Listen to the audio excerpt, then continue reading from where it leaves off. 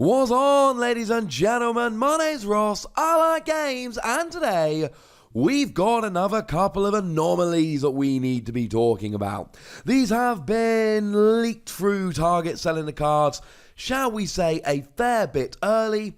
Shout out to Keyforge.com and also Arthur Chochelacek, for showing us these cards. Now, there are a couple I want to do in this video, a couple I want to have a look at, that are frankly weird and awesome, because what they're actually doing is forecasting new mechanics in the game. Now, we know that anomalies are essentially cards from the future, which is why we see so many of the anomalies we've seen so far, and I will link the other videos in the description, having mechanics that don't exist yet, or being from houses that don't exist yet, because they're from the future. So let's start off with Valoocanth, and it's a fish person. Now, we saw lateral shift in yesterday's video, which is clearly also a fish person, and along with the card Terms of Redress, I think it's pretty guaranteed, pretty confirmed at this stage, that there is a mer person, fish people kind of house coming at some point in the future.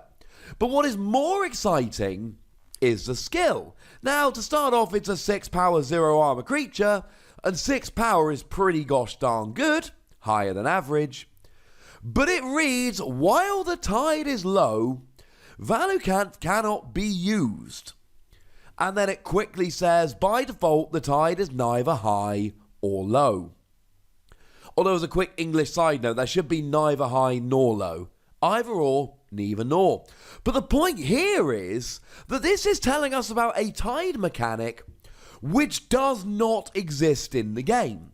Now, one would imagine that in the same way the Saurian Republic has come in and really made exalting their thing, it's probably fair to assume that when the new fish person house comes in, whenever they might come in, they are going to be making this tide mechanic their thing. So that alone really does fill us with, joy, love, excitement. Either way, we're actually getting a weirdly large amount of information about a house which, this is purely my guesswork here, but I wouldn't expect this new house to be released in the next set. I think we're a year away from any new houses. That is purely guesswork on my part. I just don't think we'll get new houses 2 sets in a row. Could be wrong, but I'm going with it. That's my prediction. So this is awesome. Now, as it stands at the moment, this is 100% entirely irrelevant, because this cannot be used, and when it says use, that means no fighting, no reaping, no actions, no nothing, while the tide is low. But at the moment, there is no way to make the tide low, ergo, there is no way to not be able to use it. Which of course means that in future sets, there will be a way to make the tide low, which means that in future sets, this will actually be worse than it is now.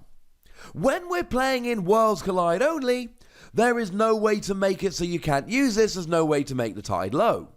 But in future expansions, there will be a way to make the tide low, but you can still be using your Valoocanth, but now your opponent can make the tide low to turn it off. This is really cool. The tide mechanic at the moment is irrelevant, but it's not going to be irrelevant forever, and this card is actually going to get worse when the tide mechanic comes in.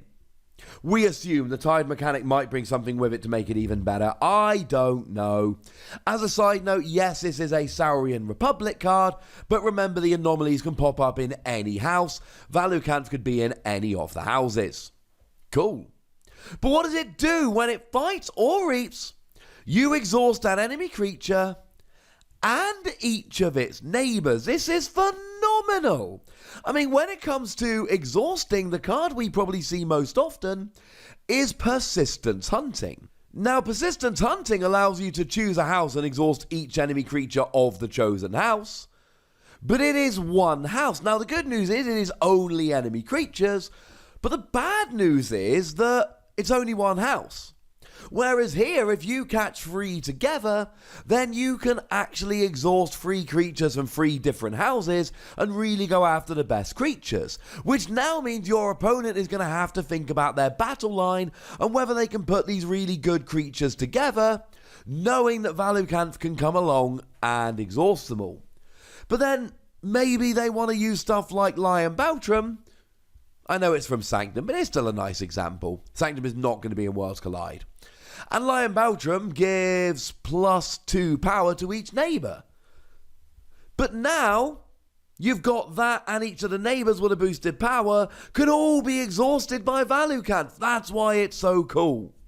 I don't think it's the best anomaly we've seen, but I really like it. The fact that you can exhaust 3 creatures and it's a 6 power is great. And there is a giant downside, but it really doesn't matter for now because there's no way to activate it. Honestly, the most exciting thing about Valoocanth, well, there's 2 of them. Firstly, more proof of a fish/mer people house coming in the near future. And I say near future, at some point in the future, could be years away. And secondly, a new mechanic. What's that? 1 new mechanic, not enough. How about the Red Baron? A cyborg pirate? Oh yeah, it looks like we're getting a pirate house in the future as well. Because we don't have a pirate house by now. But this is a pirate.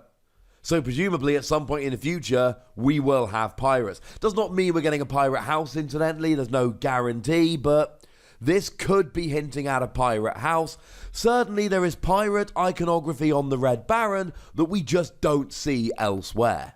Now I can tell you there were no pirates in Worlds Collide, and I'm fairly sure there were no pirates in Call of the Archons, though I cannot be 100% sure. As a side note, if we go back to Valoocanth very, very quickly, the trait it has is Aquan, which again, unless I'm missing something, and please let me know if I am, does very much seem to be a new kind of trait. Although remember, the Saurians are not Saurians, they are dinosaurs and philosophers and all of that good stuff. So that doesn't mean the race are going to be called Aquan, just means that there are a bunch of creatures coming who can be Aquan, and that seems to be the fish people race. Anyway, back to the Red Baron.